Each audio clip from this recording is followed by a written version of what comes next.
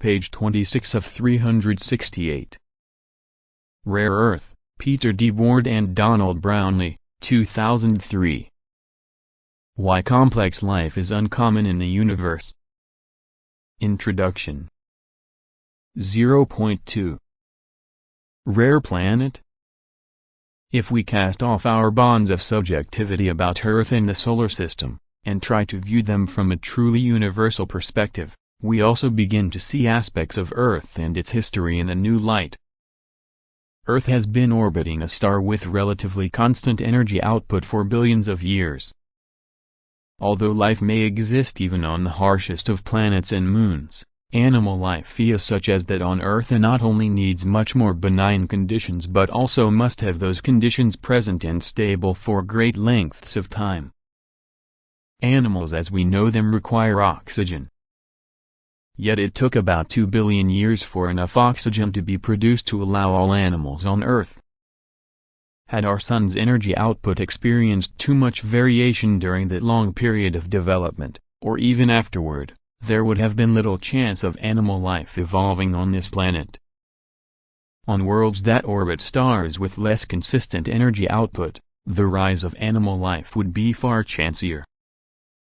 It is difficult to conceive of animal life arising on planets orbiting variable stars, or even on planets orbiting stars in double or triple stellar systems, because of the increased chances of energy fluxes sterilizing the nascent life through sudden heat or cold. And even if complex life did evolve in such planetary systems, it might be difficult for it to survive for any appreciable time. Our planet was also of suitable size, chemical composition, and distance from the Sun to enable life to thrive. An animal-inhabited planet must be a suitable distance from the star it orbits, for this characteristic governs whether the planet can maintain water in a liquid state, surely a prerequisite for animal life as we know it. Most planets are either too close or too far from their respective stars to allow liquid water to exist on the surface, and although many such planets might harbor simple life, complex animal life equivalent to that on Earth cannot long exist without liquid water. Another factor clearly implicated in the emergence and maintenance of higher life on Earth is our relatively low asteroid or comet impact rate. The collision of asteroids and comets with a planet can cause mass extinctions, as we have noted. What controls this impact rate? The amount of material left over in a planetary system after formation of the planets influences it. The more comets and asteroids there are in planet-crossing orbits, the higher the impact rate and the greater the chance of mass extinctions due to impact. Yet this may not be the only factor. The types of planets in a system might also affect the impact rate and thus play a large and unappreciated role in the evolution and maintenance of animals. For Earth, there is evidence that the giant planet Jupiter acted as a comet and asteroid catcher, a gravity sink sweeping the solar system of cosmic garbage that might otherwise collide with Earth. It thus reduced the rate of mass extinction events and so may be a prime reason why higher life was able to form on this planet and then maintain itself. How common are Jupiter-sized planets?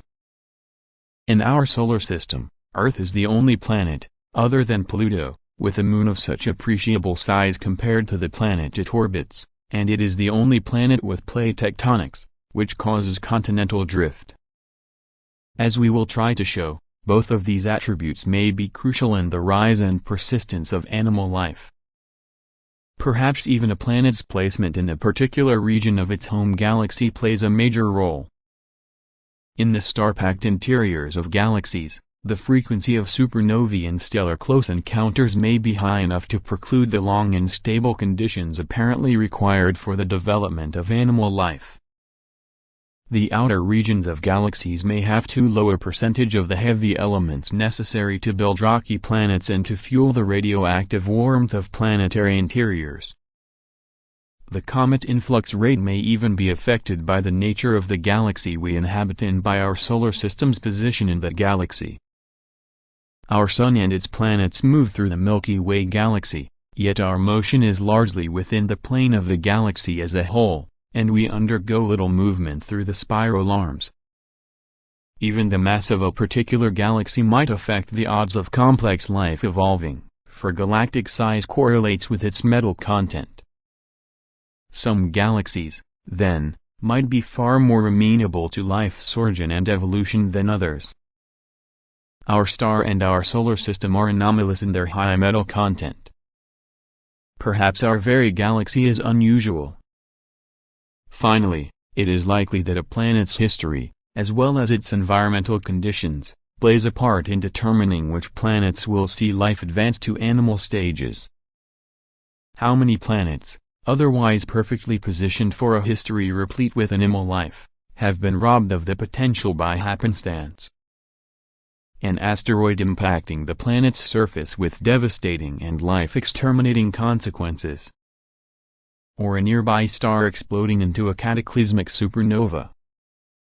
Or an ice age brought about by a random continental configuration that eliminates animal life through a chance mass extinction. Perhaps chance plays a huge role. Ever since Polish astronomer Nicholas Copernicus plucked it from the center of the universe and put it in orbit around the Sun, Earth has been periodically trivialized. We have gone from the center of the universe to a small planet orbiting a small, undistinguished star in an unremarkable region of the Milky Way galaxy, a view now formalized by the so-called principle of mediocrity, which holds that we are not the one planet with life but one of many.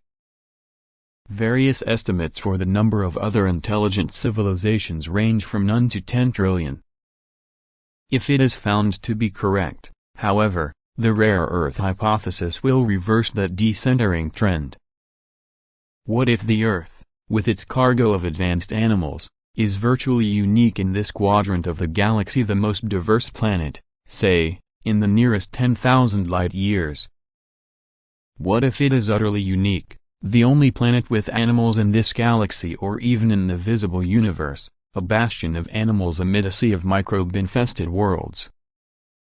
If that is the case, how much greater the loss the universe sustains for each species of animal or plant driven to extinction through the careless stewardship of Homo sapiens. Welcome aboard. Page 29.